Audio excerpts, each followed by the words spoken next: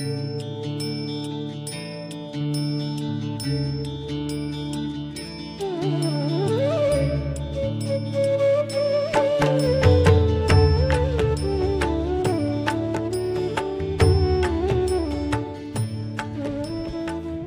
जिनेंद्र, जय गुरुदेव। जय। आज हम शत्रुंजय अंकल आपकी दुकान के घर पे आए हैं। हमारे अंकल का बहुत पुराना और बहुत देर से ये गुरुदेव के पास आते जाते रहे हैं और हमारे परम पूज्य गुरुदेव कोंकण देश दीपक आचार्य देव श्रीमद विजय रत्नाकर सुरेश्वर जी महाराज साहेब की असीम कृपा हमेशा इन पे बनी रही है। आज हम इनके घर अंकल से आज कुछ हम संस्मरण सुनना चाहेंगे गुरुदेव के बारे में। तो अंकल, सबसे पहले पेरी पेन्ना आपको और आप हमें ये बताइए कि आपने गुरुदेव के दर्शन सबसे पहले कब कहाँ पे किए और आपको कैसा अनुभव हुआ?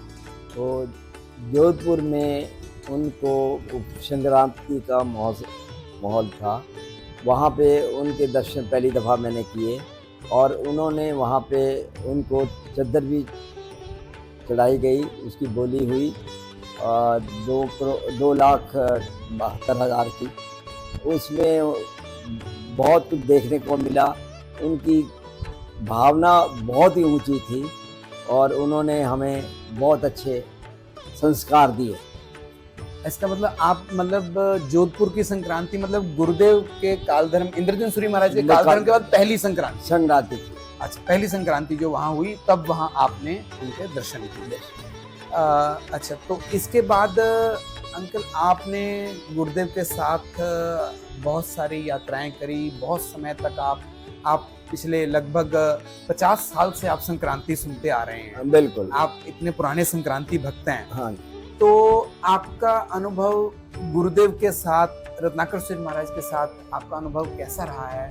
कैसे आपने कोई संस्मरण हमको सुनाया इसके बारे में? देखिए, मैं चांस की बात है, मैं भिवंडी में थे, वहाँ पे चमासा था। तो भिवंडी से मैं संग्राम सुन के हम लोग सारे इकट्ठे थे पहले, फिर मैं अकेला हो गया। मैंने यात्रा पे जाना था अपने बच्चों के साथ, तो वो बाकी सब लोग अलग हो गए। मैं वहाँ से अकेला बम्बई आ गया और वहाँ से चांस की बात है मेरी तबीयत ख़राब हो गई और मैं स्टेशन पे, कौन सा स्टेशन था? बोरीवली स्टेशन पे मैं वहाँ पे बेंच के ऊपर लेट गया और मुझे अटैची मेरे पास थी, मेरी जेब में रुपए भी काफ़ी थे और मैं वहाँ से, मुझे कोई होश नहीं थी।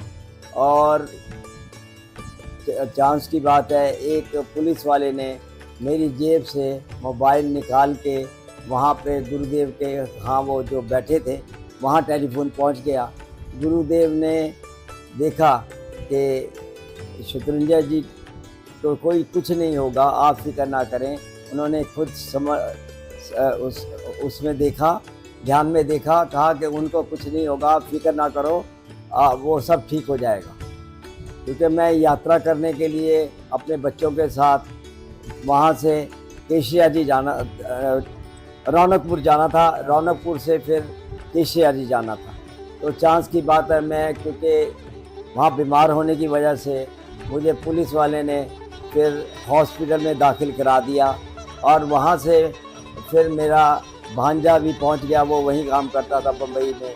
तो उसके बाद फिर वहाँ से इलाज हुआ, इलाज शाम को आहिस्ता आहिस्ता ठीक हो गया, कुछ भी नहीं था और कोई 10 बजे मुझे वहाँ से छुट्टी ली।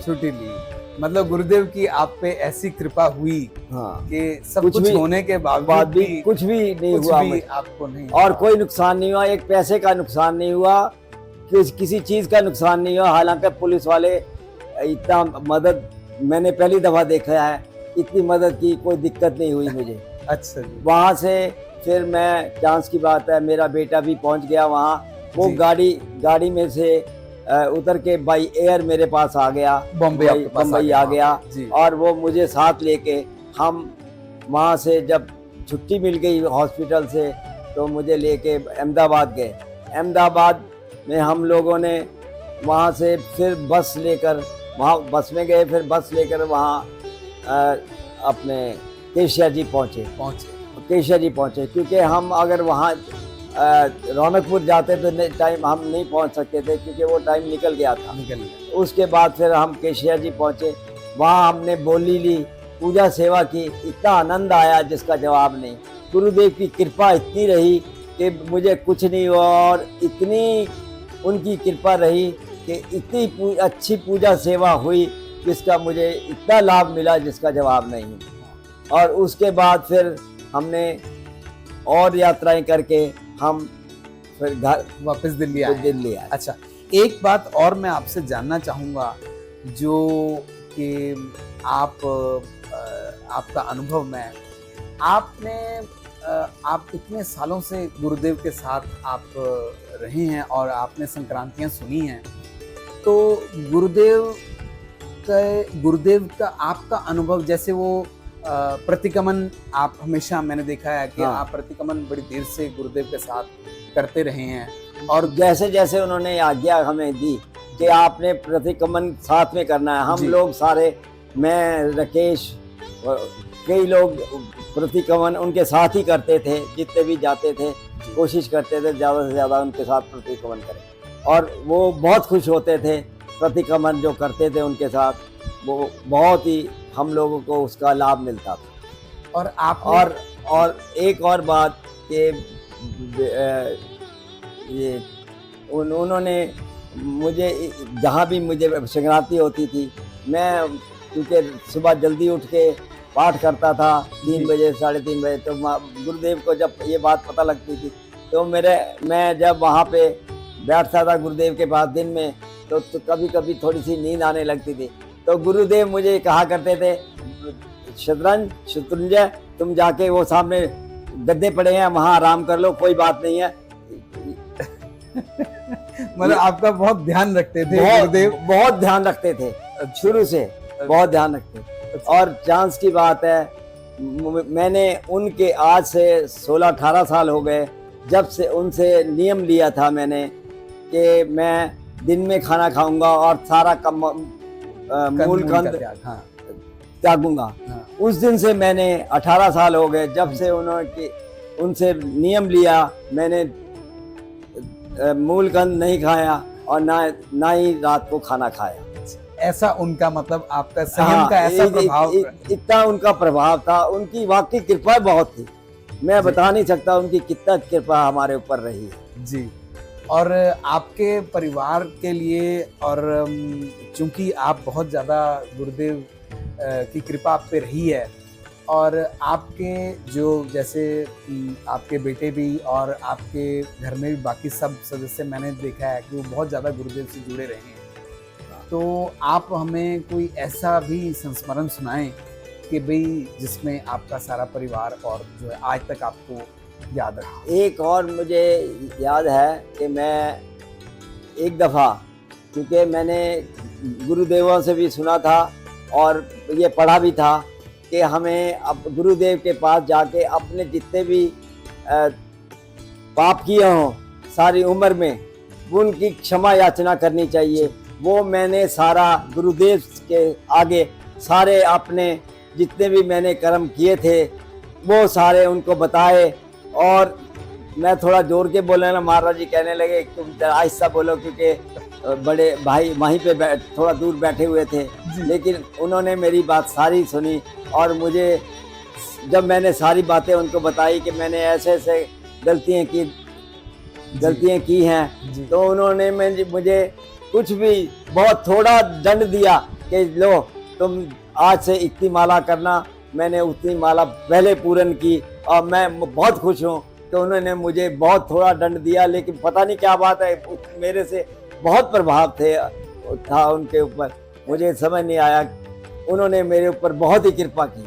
अच्छा, बहुत अच्छा आपका अनुभव और रहा। यहाँ तक के आपको मैं बताता हूँ, कई दफा बात होती थी जी तो राजकुमार जी जलंधर वाले जी वो हमेशा वो भी आते थे। जी वो कहते थे कि अगर मैं साधु अगले जन्म में साधु बनूंगा तो गुरुदेव के ही चेला बनूंगा और किसी का चेला नहीं बनूंगा। क्या बात है, बहुत अच्छा, आपका अनुभव बहुत अच्छा। और हमें उनकी वजह से गुरु इंद्रदीन सूरी महाराज जी की वजह से भी हमने यात्राएं बहुत की और इनकी वजह से भी यात्राएं बहुत की। जी, हमने ये भी देखा जी, कि गुरुदेव को नित्यानंद जी मिलने आए, उन्होंने वंदना की, उसके बाद बात ज़्यादा नहीं हुई, लेकिन उन्होंने उनके वंदना की और दर्शन किए। जी, बहुत अच्छा। अब हमारे को ये जानकर बहुत खुशी हुई और हम अपने दर्शकों को भी ये बताना चाहेंगे कि हम बाबूजी के पास आए हैं और हमने जो बातचीत और जो हम आगे भी करते रहेंगे और बाबूजी की साथ हम गुरुदेवों को याद करेंगे। और ये सारा जो उपक्रम है ये हमारे डीडी सूरी चैनल के माध्यम से और संदेश चैनल के माध्यम से एवं ओस्त्रा के चैनल के माध्यम से हम ये सभी दर्शकों को और सभी उनको बताना चाहेंगे कि ये हमारा। जी, एक और बात बताता हूँ जी, कि मुझे बम्बई से टेलीफोन आया तो उन्होंने उस टाइम की बात है कि गुरुदेव ने उस वक़्त भी हमें भी बहुत वहाँ हम क्योंकि काफ़ी देर वहाँ पे चमासे के अंदर हवा जाते थे और इतना हमें वहाँ पे वो मिला। और चांस की बात है उन्होंने मुझे टेलीफोन किया कि आप गुरुदेव की वो 50वीं निर्वाण शताब्दी क्या दोगे। हाँ, तो वो तो पहले दीक्षा, हाँ दीक्षा शताब्दी, हाँ दीक्षा शताब्दी, अर्ध शताब्दी। हाँ जी। तो उसमें मेरे वो कहने लगे कि आप क्या करें। मैंने एकदम कहा मैं 1,51,000 दूंगा। गुरु वो भी हैरान हो गया। गुरुदेव बहुत खुश हुए, उन्होंने बहुत ही मुझे आशीर्वाद प्रदान किया। जी जी जी। तो हम अपने दर्शकों से ये निवेदन करेंगे कि जैसे गुरुदेवों का प्रभाव हमारे बाबूजी ने जैसा, तो ऐसे गुरुदेवों के कोई भी अनुभव और भी जो भी शेयर करना चाहें वो इन चैनलों के माध्यम से जरूर शेयर करें। हमारे गुरुदेव की जो रत्नाकर सूरी महाराज की प्राण प्रतिष्ठा महोत्सव जो 1 जुलाई को अंबाला में परम पूज्य गुरुदेव वर्तमान गच्छाधिपति श्रीमद विजय धर्मधुरेंद्र शिष्य जी महाराज साहिब की निष्ठा में होने जा रहा है, उसमें सभी जरूर पधारें और आप सबका स्वागत है। धन्यवाद बाबूजी। जय जिनेंद्र, जय गुरुदेव।